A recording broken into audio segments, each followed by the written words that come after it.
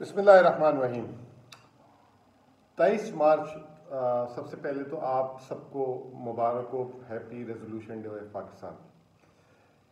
ये मैं समझता हूँ कि रेजोल्यूशन जो है वो इंडिपेंडेंस से बहुत ज़्यादा अहम होती है।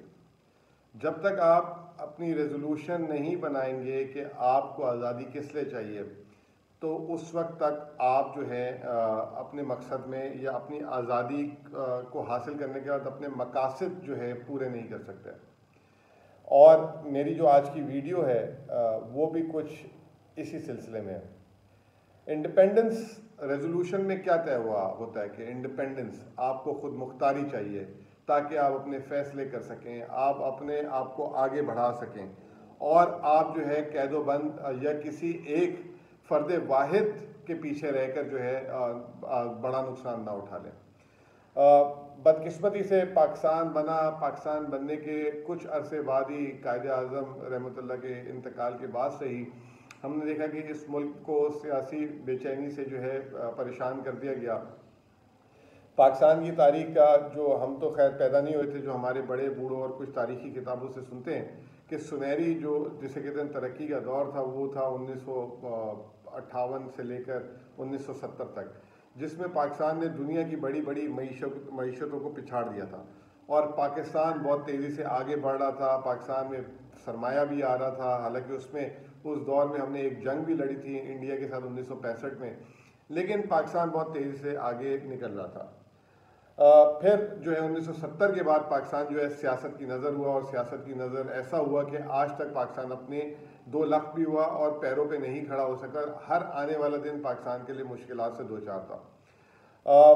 जो मेरे अपने होशो हवास में मैंने दौर देखा, उसमें ज़्यादा मैंने जो है सियासी हुकूमतों का टाइम देखा और कम मैंने माशाल्लाह के टाइम देखा। जैसे कि मिसाल दे देता हूँ कि 1985-86 के बाद 88 के बाद जब पीपल्स पार्टी की 2 दफ़ा हुकूमत आई, नून की 2 दफ़ा हुकूमत आई, फिर मुशर्रफ साहब का जो है 11 साल का एक दौर, 10-11 साल का एक दौर आया और फिर पिछले 12 साल से जो है 13 साल से मैं ये फिर जो है सियासी ये चीज़ें देख रहा हूँ। जो मेरे जो असेसमेंट है कि ये जो मैं 1988 से 2020 तक की बात करूंगा कि उसमें जो सबसे बेहतरीन टाइम था माशी तरक्की का, वो था मुशर्रफ साहब के दौर का टाइम। बाकी तमाम दौर जो है हाईली इनस्टेबल, हाईली पॉलिटिसाइज्ड और हाईली जिसे कहते हैं कि मिसयूज़ किया गया। हर आदमी आया, उसने अपने हिसाब से जो है काम किया और मुल्क को नुकसान पहुँचाया और ख़ुद तरक्की की। आपको मैं जो इस वीडियो में बात करना चाहूँगा वो स्टेट बैंक की। थोड़ी सी वीडियो शायद हो सकता है कि लंबी हो जाए, लेकिन ज़रूर देखिएगा पूरी, क्योंकि इसमें स्टेट बैंक की खुद मुख्तारी की बात करूँगा और मैं कुछ दलीलें देना चाहूँगा।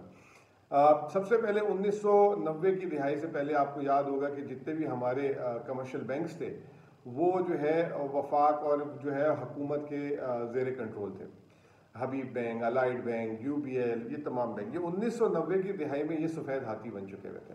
और क्योंकि इनका निज़ाम हुकूमत चलाती थी, ये अपने लोगों को मनमाने कर्जे देते थे, सब कुछ करते थे और जो है मुल्क को एक बर्बादी की तरफ लेके ये जो है लेके चले गए हुए थे।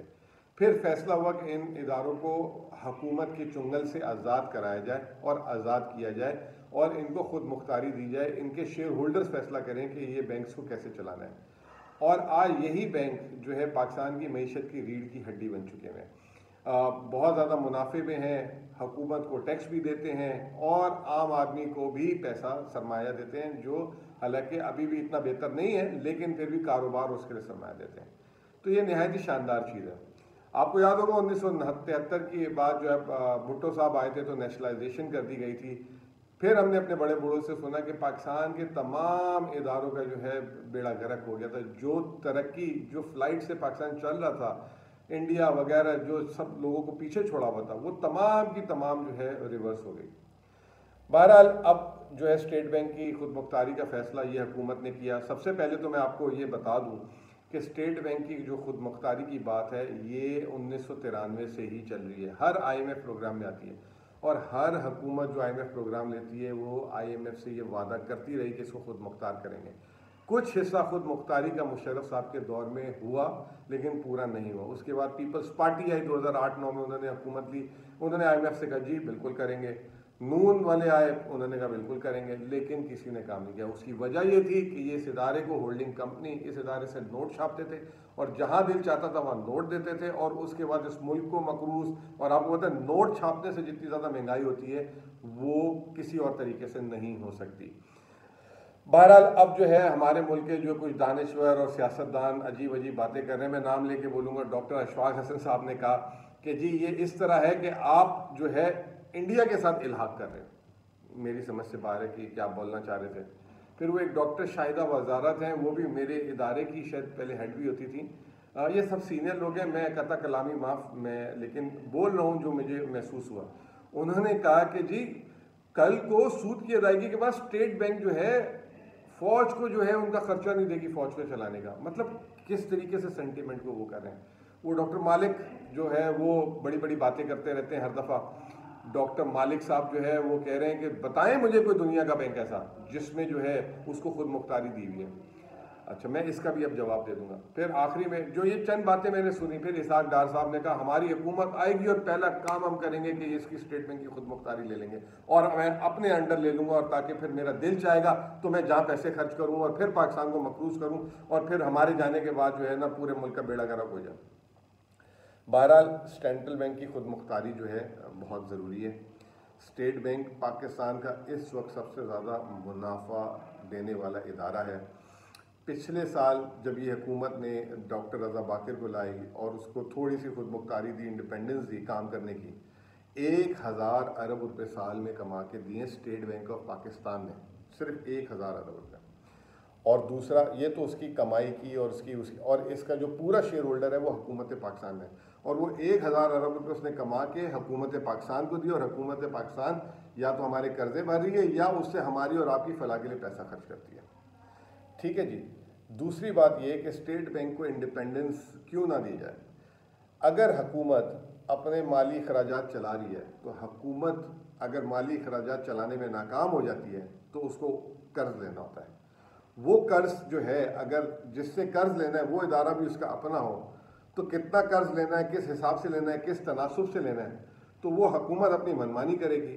और हुकूमत जो है, जब मैं हुकूमत बोलता हूँ तो फ़र्द वाहिद हो जाती है या वज़ीर ख़जाना या वज़ीर आज़म, वो किसी को जवाबदेह नहीं होते। अब ये जो पिछली हुकूमतों में इतना कर्जा लेके गए, आज तक मुझे एक बात बताएं कि स्टेट बैंक 72 साल तारीख में खुद मुख्तार नहीं था। अगर इतना अच्छी इसकी खुद मुख्तारी को बंद करना था तो आज तक पाकिस्तान का जो माली निज़ाम है 1980 की दिहाई से लेकर अब तक 22 IMF के प्रोग्रामों में क्यों लेने पड़ गए। इसका मतलब ये कि हमारे जो लोग जो सियासतदान हैं उसको जो है गलत इस्तेमाल करते हैं। बात करें थे वो अब्दुल मालिक साहब के अमेरिका और दुनिया में कोई एक बैंक दिखा दे, मैं जो है सहाफत छोड़ दूंगा। अभी पिछले साल की बात है, अमेरिका में जो उनके सेंट्रल बैंक गवर्नर थी उन्होंने जो है अपनी एक पॉलिसी रखी, ट्रंप की नाकों की लकीरें निकाल दी, नाक की लकीरें निकाल दी। ट्रंप ने कितना बुरा भला कह दिया, लेकिन उसने अपनी पॉलिसी अपने हिसाब से चली। यही स्टेट बैंक था पिछले साल जब IMF ने कराया कि एक्सचेंज रेट को फ्री फ्लोट कर दो, मार्केट की डिमांड एंड सप्लाई पे करो।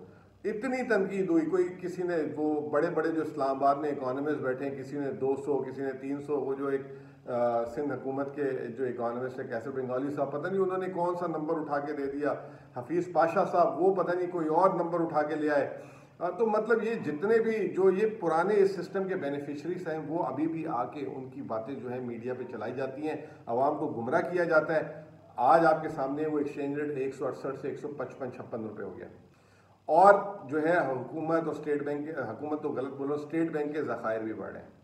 अगर आज स्टेट बैंक को इंडिपेंडेंस दी जाएगी तो 5 साल पहले, तो एक बात यह है कि 5 साल का अगर उसका दोहराया कर रहे हैं तो क्या बुरी बात है, 5 साल गवर्नर स्टेट बैंक बैठ जाए, ठीक है। फिर गवर्नर स्टेट बैंक अपॉइंट करने की अथॉरिटी किसकी होगी, वज़ीर आज़म की होगी, ठीक है। अगर वज़ीर आज़म गलत अपॉइंट करेगा तो वज़ीर आज़म की जिम्मेदारी होनी चाहिए, ये कोई IMF का इदारा तो नहीं है। अगर स्टेट बैंक मुनाफा करेगा तो वो हुकूमत पाकिस्तान उसकी शेयर होल्डर होगी। अगर स्टेट बैंक इंडिपेंडेंट होगा तो वो हुकूमतों को बोलेगा, सूबाई हुकूमतों को, वफाकी हुकूमतों को, कि अपने वसाइल के अंदर पैसे खर्च करो, ठीक है। तो ये कहाँ की बात है। अभी आपको मैं बात ज़रा लंबी हो रही है, परसों की बात है कि तुर्की के वज़ीर आज़म जो पाकिस्तान के लिए बड़े हरदिल अजीज़ हैं, अच्छे आदमी है बहुत, उन्होंने जब उनके जो गवर्नर थे, क्योंकि वहाँ के माशी हालात अच्छे नहीं है, वहाँ महंगाई बहुत ज़्यादा है, वो कर्जा ले रहे हैं, उनके बहुत बड़े मसाइल हैं, तो वहाँ पे शरह सूद 19% है और उन्होंने कुछ बढ़ा दिया। उन्होंने रातों रात उसको जो है शख्स को फायर कर दिया। जब उन्होंने फायर किया तो क्या हुआ, वो फायर करने के बाद एक दिन में तुर्की की करेंसी 15% गिर गई। अब उन्होंने करने को तो अवामी फैसला किया था, अब 15% किसी मुल्क की रातों रात करेंसी गिर जाए, उसके अलावा स्टॉक एक्सचेंज उनका बैठ गया, कारोबारी निज़ाम जो है उनका बैठ गया वहाँ पे, ये अच्छा फैसला है कि अगर कोई फ़र्द वाहिद करे। आपको बेहतरीन, मैं समझता हूँ कि बेहतरीन प्रोफेशनल लोगों को हायर करना चाहिए, फिर उनको इंडिपेंडेंस देनी चाहिए। अच्छा, अब स्टेट बैंक, अब ये लोग ये कह रहे हैं कि कौन सा मतलब क्या इनको जो है ये कानून बन रहा है उसमें कहा जा रहा है कि ना नैब इनको इन्वेस्टिगेट कर सकती है ना FIA कर सकती है। भाई नैब और FIA क्यों इन्वेस्टिगेट करे? अमेरिका में जब कभी या दुनिया में महज़ब मुल्कों में अगर कोई सेंट्रल बैंक से परेशान होता है तो जैसे जज के खिलाफ रेफरेंस आता है, इम्पीचमेंट आती है, रेफरेंस आता है, पार्लियामेंट सबन करे उसे, पार्लियामेंट में इतने काबिल लोग हों जो उससे जो है उसकी हेयरिंग करें और उसके बाद उस पर सवाल करें और उसको सैक करें। तो इसमें क्या मतलब मुश्किल क्या है? अगर आप किस काबिल ही नहीं है और आपका वजीर आज़म जो है BCom पास जो है एक PhD को जो है बोल रहा है, या आपका एक जो BA पास वजीर ख़जाना लगा के जो है आप जो है अपने वजीर सेंट्रल बैंक के गवर्नर को डिक्टेट कर रहे हैं, तो ये कोई तरीक़ाकार नहीं है। तो पहली बात ये कि ये बिल्कुल जवाबदेह हैं, पार्लियामेंट के थ्रू जवाबदेह, और अगर कोई ऐसी उनकी करप्शन पकड़ी जाती है विद प्रूफ, तो ये कोई कहीं ये नहीं लिखा कि इनको आप सज़ा नहीं दे सकते, इनको आप जेल नहीं भेज सकते, या इनका आप मुआवजा नहीं कर सकते। तो ये एक इन्होंने गलत बयानी कर रहे हैं। और दूसरी बात ये कि सेंट्रल बैंक गवर्नर अपनी तनख्वाह खुद रख लेगा। किसने कह दिया भाई? बोर्ड की मीटिंग पे उसकी तनख्वाह जो भी उसका हक है उसको मिलेगा। अगर एक गवर्नर 1000 अरब रुपये कमा के दे रहा है उसको तो अफसर आंखों में बिठाना चाहिए और उसकी तो मतलब उसको बोनसेस भी देने चाहिए। तो ये भी गलत बात है। तो जो कहने का मतलब ये है कि 23 मार्च के हवाले से मैं बात कर रहा हूँ, पाकिस्तान एक बहुत ही बेहतरीन फैसला करने जा रहा है। ये उनको तकलीफ़ है जो इदारों को होल्डिंग कंपनी के तौर पे चलाना चाहते हैं। ना सिर्फ ये, बाकी भी इदारे पहले उधर वहाँ की लोगों को, जैसे 18वीं तरमीम इन्होंने कर दी थी बगैर सूबों की स्ट्रक्चर और ढांचे को मजबूत किए, इतनी बर्बादी की इन्होंने, इतने वसाइल ज़ाया किए, इतने वसाइल ज़ाया किए कि आपकी सोच है इस मुल्क को पीछे रखी। आप कभी भी तरमीम करें उससे पहले उस इदारे को मजबूत करें कि वो उस काबिल है उस तरमीम के बाद बोझ उठाने का। जैसे नेपरा है, मैं समझता हूँ कि वो इस काबिल नहीं है। वहाँ पे भर्तियाँ पॉलिटिकल भी हुई हुई हैं, सियासी भी हुई हुई हैं, बड़े बड़े पावर प्लांट के लोग भी आगे पीछे हैं, हुकूमती एहलकार भी। उसको पावर देना कि वो जब दिल चाहे जितनी बिजली की कीमत बढ़ा दे, वो एक आज गलत है। उसकी पहले रिफॉर्म की जाए, ठीक है। इसी तरीके से जो है हमें तमाम इदारों को, ये पाकिस्तान, ये रेजोल्यूशन के हवाले से मैं इसलिए बात कर रहा हूँ कि ये रेजोल्यूशन डे है हमारा, और हमें ये एक नई बुनियाद, एक नए सफ़र जो है जिसमें मेरिट का बोलबाला हो, जिसमें जो है वक्त के तकाजे के हिसाब से पॉलिसीज़ की जाए, बजाय ये कि जो है इलेक्शन लड़ने के हिसाब से की जाए। तो इसको हमें रद्द करना चाहिए। और ये सवाल मैं आप लोगों के लिए भी छोड़ के जा रहा हूँ कि आपको अपने आप को देखना है कि अपनी अगली नस्लों के मुस्तकबिल को देखना है। अगर अपनी अगली नस्लों के मुस्तकबिल को देखना है तो ये जो इस वक्त बहकाया जा रहा है इनकी उस पर ना आए। पाकिस्तान जिंदाबाद, पाकिस्तान जिंदाबाद। बहुत बहुत शुक्रिया।